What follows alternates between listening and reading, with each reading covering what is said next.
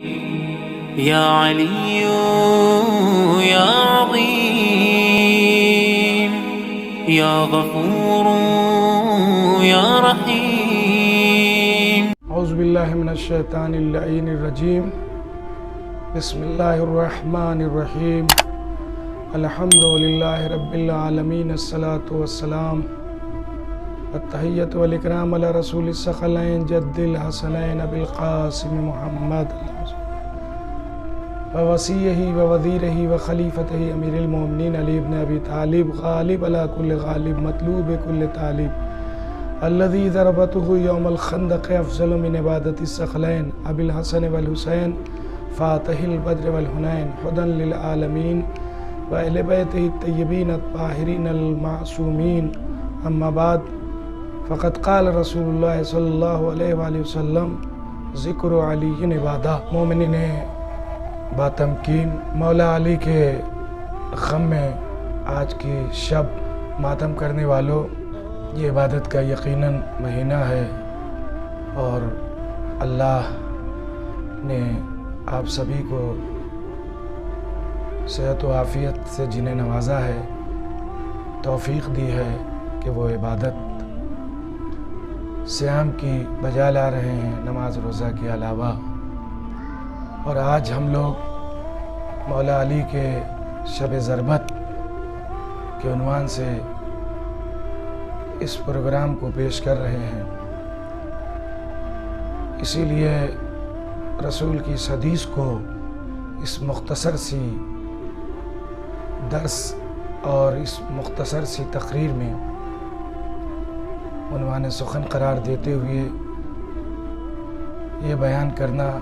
مقصود ہے کہ آج کی شب سے عبادت کا وقار اور بڑھ جائے گا، اس لیے کہ اس شخص کی یاد سے جڑ جائے گی تمام عبادتیں، روزے و نماز اور تمام چیزیں. جس کا ذکر عبادت ہے، جس کے لیے فکر کرنا عبادت ہے، جس کی محبت عبادت ہے، جس کے سلسلے میں جس کے چہرے کی طرف نظر کرنا عبادت ہے. النظر الی وجہ علی ابن ابی طالب، پیغمبر کی حدیث ہے، رسول کے چہرے کی طرف دیکھنا عبادت. لوگوں نے پوچھا یا رسول اللہ، جب چہرہ نہ موجود ہوگا تو یہ عبادت کس طرح انجام دی جائے گی؟ تو آپ نے فرمایا حب علی عبادہ، علی کی محبت عبادت ہے. کسی نے اسی وقت پوچھا کہ اگر چہرہ نہ ہو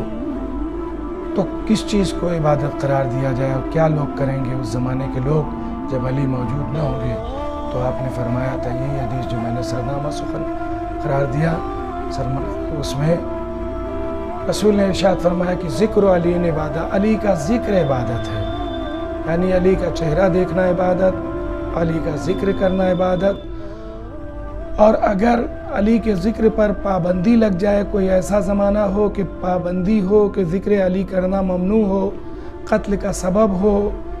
قید میں جانے کا سبب ہو، اس پہ پابندی لگائی جائے جیسا کہ پچھلی اموی حکومتوں نے کیا تھا، تو اس وقت رسول نے فرمایا کہ حب علی عبادہ، علی کا ذکر کرنا عبادت ہے. چند چیزیں ہیں جن کی طرف نظر کرنا عبادت ہے. شاہ محدث دہلوی نے لکھا، عالم اہل سنت ہے، کہ اللہ کا اتنا نور برسا خانہ کعبہ کے اوپر کہ النظر الی بیت اللہ عبادہ. رسول کی حدیث ہے کہ خدا کے گھر کی طرف دیکھنا، اسی لیے حاجی لوگ حج کرنے جاتے ہیں تو صرف بیٹھ کے عبادتوں کے بعد دیکھتے رہتے ہیں، کیونکہ ادھر نظر کرنا بیت اللہ کی طرف عبادت ہے. رسول اسلام نے فرمایا، شاہ صاحب اپنی کتاب میں لکھتے ہیں کہ اتنا نور برسا کہ اس گھر کی طرف، اگرچہ وہ پتھر اور گارے سے بنا ہوا ہے مگر اس گھر کی طرف دیکھنا عبادت. اسی طرح سے فرماتے ہیں کہ النظر الی خط المصحف عبادہ، قرآن مجید کے حرف کا دیکھنا بھی عبادت ہے. یعنی جس کو پڑھنا نہ آتا ہو، جو شخص دیکھ کے پڑھ نہ سکتا ہو، اسے آتا ہی نہ ہو پڑھنا، وہ شخص صرف دیکھ لے اگر قرآن کی تحریر کو، تو رسول کی حدیث ہے کہ خط مصحف یعنی قرآن مجید کی تحریر کو دیکھنا عبادت ہے. اسی طرح سے تیسرا فرمان رسول اسلام کا کہ النظر الی وجہ علی ابن ابی طالب عبادہ، علی کے چہرے کی طرف دیکھنا عبادت ہے۔ تو یہ شاہ صاحب محدث دہلوی نے بھی اپنی کتاب میں لکھا کہ 3 ہی چیزیں ایسی ہیں کہ جن پر اللہ کا اتنا نور برسا کہ ان کی طرف دیکھنا عبادت۔ ایک تو خانہ کعبہ کی طرف دیکھنا صرف عبادت ہے، قرآن کی تحریر کو دیکھنا عبادت ہے، اور اسی طرح فرمایا کہ علی کے چہرے کو دیکھنا عبادت ہے۔ عظیم وہ شخصیت جس کے سلسلے میں رسول کا یہ ارشاد ہے کہ ذکر علی عبادہ، یا عنوان و صحیفۃ المومن حب علی ابن ابی طالب، مومن کے صحیفے کا عنوان جو ہے وہ محبت علی ابن ابی طالب علیہ السلام ہے۔ ظاہر ہے اسی محبت کے اوپر اعمال کو تولا جائے گا، اور اسی محبت کو ایمان کی دلیل قرار دیا گیا، اسی محبت کو تقوی کی دلیل قرار دیا گیا، اور علی سے بغض کو کفر و نفاق بتایا گیا۔ چنانچہ فریقین شیعہ سنی دونوں کے یہاں ہے کہ یا علی حب کا ایمان و تقوی و بغض کا کفر و نفاق۔ رسول نے فرمایا علی تمہاری محبت ایمان بھی اور تقوی بھی ہے، اور تم سے بغض کفر بھی ہے اور نفاق بھی ہے۔ اور بڑی حدیثیں ہیں، آخری حدیث کا فقرہ یہ بھی میں پڑھ دوں کہ من اذا علی فقد اذانی، رسول اسلام نے، اور کتاب کا حوالہ دینے کا وقت نہیں ہے کہ میں حوالہ دوں، یہ میرے سامنے میزان الحکمت محمد علی شہری صاحب کی ہے، ہر حدیث کو حوالے اور صفحہ سطر کے ساتھ اس میں لکھا گیا ہے۔ اور رسول نے فرمایا کہ جس نے مجھ کو اذیت دی جس نے علی کو اذیت دی اس نے مجھے اذیت دی، اور مجھے جس نے اذیت دی اس نے خدا کو اذیت دی، اور جس نے خدا کو اذیت دی وہ کافر ہے۔ تو علی کو اذیت پہنچانے والا، وہ چاہے امیر شام ہو، چاہے وہ واسطے ہوں جس میں آج کی شب ضربت ہے، عبدالرحمن ابن ملجم جس نے امیر شام کے حکم کے مطابق اور اس کی تشویق کے مطابق، اور اس نے جو بغض کا اظہار کیا علی ابن ابی طالب علیہ السلام سے، اس کے مطابق شام کے حداد اور لوہار سے وہ تلوار بنوائی جو بہت دھاردار تھی، اور زہر آمادہ کرایا، خریدوایا، اور ابن ملجم کو اس میں تلوار ڈبو کے اور علی کے سر و تن میں جدائی ڈالنے کی سازش کی، اور اس سازش کو آج ہی کی شب یعنی شب 19 میں صبح کی نماز کی حالت میں، تفصیل آپ کو پتہ ہے، وقت نہیں ہے، کہ آج بی بی جناب ام کلثوم جو آپ کی بیٹی تھی ان کے یہاں آپ مہمان تھے، اور مولا کائنات علی ابن ابی طالب السلام کے لیے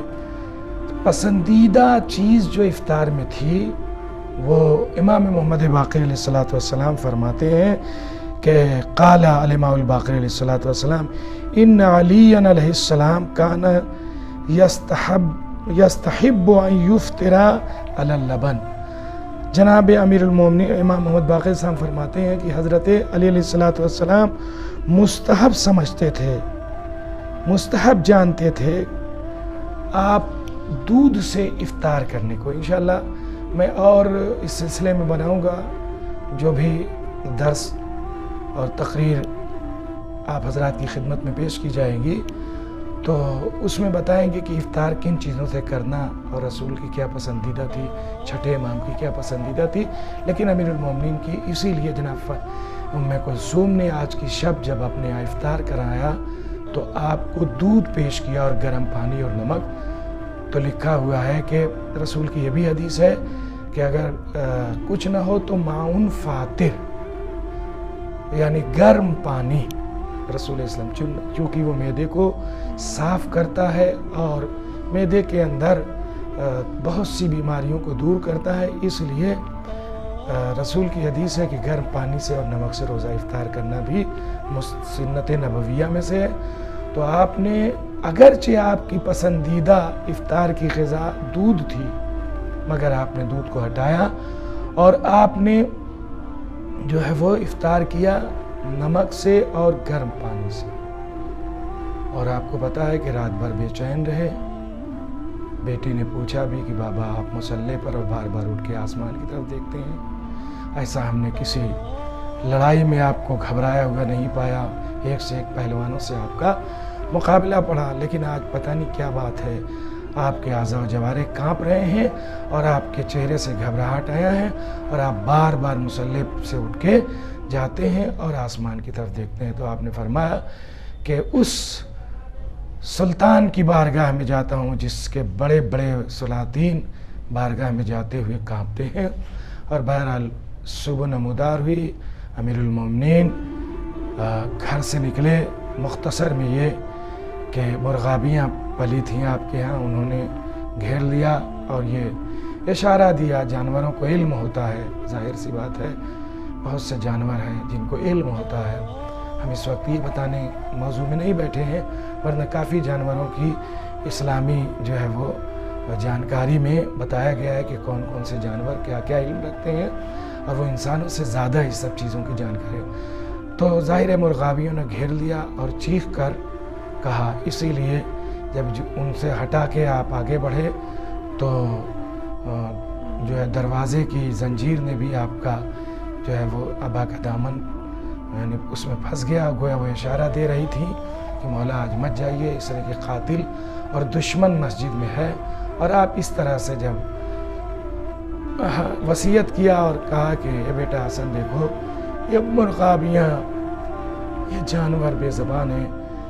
اگر ان کے آب و دانہ کا تم سے انتظام نہ ہو سکے تو تم انہیں رائے خدا میں آزاد کر دینا۔ اور اس طرح سے مولا نے گویا ایک مصائب کے دروازے کو کھولا اور سمجھا دیا کہ یتیمی کا زمانہ قریب ہے، مولا مسجد میں آئے، اور لکھا اپنے قاتل ابن ملجم کو جو اودھے منہ لیٹا ہوا تھا، شیطان کی طرح اودھے منہ، لکھا ہے شیطان اودھے منہ لیٹا ہوا تھا اور تلوار کو چھپائے ہوئے تھا۔ امام نے حکم خدا سمجھتے ہوئے، ہدایت اور امر بالمعروف کرتے ہوئے اس کو جگایا اور یہ بھی کہا کہ اٹھ اے ملعون، جس ارادے سے تو لیٹا ہے وہ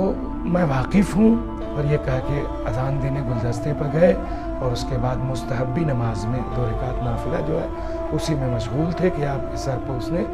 ضربت لگائی۔ اور یہ وہ جگہ تھی کہ جہاں پر آپ کو پہلے لگ چکی تھی ضرب، عمر ابن عبدود کی خندق میں تلوار، وہی جگہ زخم، اور یہ زخم دوبارہ کھل گیا اور لکھا ہے کہ خون جاری ہو گیا۔ امام حسن یہ آواز سن کر کے جبرائیل آسمان سے ندا دے رہے تھے، وہ آج ہی کی شب تھی، واللہ لتحدمت ارکان الہدا قد قتل ابن ام المصطفیٰ۔ یہ ایک مرثیات ہے، یہ ایک نوحہ ہے، یہ 2 مصرے ہیں، لتحدمت واللہ ارکان الہدا قد قتل ابن ام المصطفیٰ، خدا کی قسم ارکان ہدایت منہدم ہو گئے، ہائے واہ ویلا، پیغمبر کے چچا زاد بھائی علی ابن ابی طالب قتل کر دیے گئے۔ ظاہر ہے یہ سن کر پورے نمازی دوڑ پڑے، امام حسن امام حسین بھی مسجد میں آئے۔ اور یہ بھی میں یہاں سے کہتا چلوں کہ امام نے منع کیا تھا، چونکہ مستحبی نماز اور مسجد تک آنے کے لیے پہلے امام آ گئے تھے اور اس میں آنا ضروری نہیں تھا۔ شاید اس کا سبب یہ بھی ہو کہ باپ بیٹے کے سامنے اگر کوئی وار کرے گا تو ظاہر ہے کہ مسجد میں ایک ہنگامہ، ایک دنگا ہو جائے گا، اور لوگ یہ کہیں پتہ ہی نہیں چلے گا قاتل کون مقتول کون۔ اور امام حسن اور امام حسین بچاوے میں آتے تو لوگ یہ کہتے کہ انہوں نے بھی ایسا کیا اور انہوں نے بھی ایسا کیا، لہذا بات جو ہے وہ یہیں پر ایک فساد اور ایک جھگڑے لڑائی کی ہو جاتی۔ امام نے اس شہادت کو پاکیزگی دینے کے لیے اور اس منصوبے میں شام کے حاکم کو کامیابی نہ حاصل ہونے کے لیے کہ جو تو سازش رچ کے سوچتا ہے کہ یہ قتل ہو جائیں گے اور اس کو بلوے کا نام دے دیا جائے گا، ایسا نہیں ہونے دوں گا۔ امام حسن امام حسین کو آپ نے ظاہر مسجد جانا ایک مستحب امر ہے، اور وہ بھی نماز سے پہلے جانا،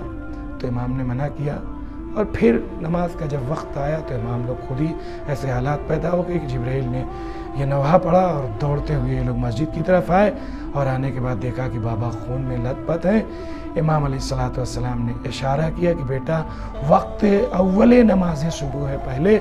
میرے بعد تم ہی جو ہے وہ امام ہو گے، پہلے ان کو نماز پڑھاؤ۔ اور وہی پہلی نماز تھی امام حسن علیہ السلام نے، جو نماز صبح باپ کو تڑپتا ہوا چھوڑا، اور باپ نے بھی حسن کی اقتدا میں، امام حسن کی اقتدا میں اپنے زخم کو خاک سے بھر کے، اور جو پٹکا آپ باندھے ہوئے تھے کمر میں، اس سے باندھ کے سر کو، اور بیٹھ کر 2 رکعت نماز امام حسن علیہ السلام کے پیچھے پڑھی، اور پیچھے پڑھنے کے بعد آپ کی امامت کو منصوص من اللہ ہونے پر حجت قائم کیا، اور اس کے بعد تمام مراحل ہیں۔ عزیزو، آج کی شب ضربت ہے، دنیا میں انقلاب ہے، ایک جو ہے وہ ماتم ہے، نالہ و شیون ہے۔ ذرا غور سے آپ سنیے تو زینب ام کلثوم آج کی شب گریہ وزاری کر رہی ہیں۔ اسی لیے جب لاش اٹھا کے آئی، جب آپ کے جسم کو اٹھا کے لایا گیا، میں نے غلط کہا لاش کو، ابھی تو آپ زخمی ہیں، جب جسم کو اٹھا کے لایا گیا ایک گلیم میں رکھ کے، اس کے لیے جگہ جگہ گلیم کے تابوت، گلیم یعنی جو ہے وہ کمبل، اس کے تابوت بھی اٹھائے جاتے ہیں، اس پہ لا کے مسجد سے گھر کی طرف۔ تو امام کو اتنی زیادہ اپنی بیٹیوں کی غیرت تھی کہ آپ نے فرمایا کہ بیٹا حسن، ان میرے محبوں سے کہہ دو کہ وہ میرے گھر تک پہنچا دیے ہیں، مگر اب زینب ام کلثوم جب مجھے زخمی دیکھیں گی تو بے تحاشا گریہ وزاری کریں گی۔